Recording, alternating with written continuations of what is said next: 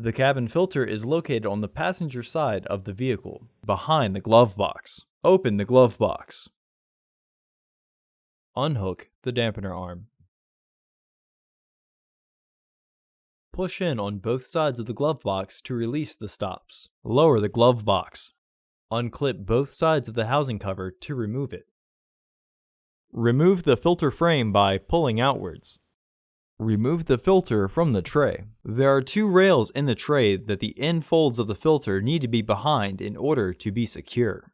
Install your new filter into the tray with its airflow indicating arrow pointing down. For easy reinstallation, the words on the front of each tray reveal if it is right side up. Reclip the housing door.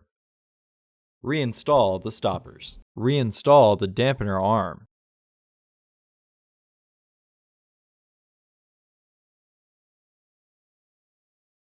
Close the glove box. Order your parts today at filterheads.com. Also, please like our video and subscribe to our channel so you won't miss any new content.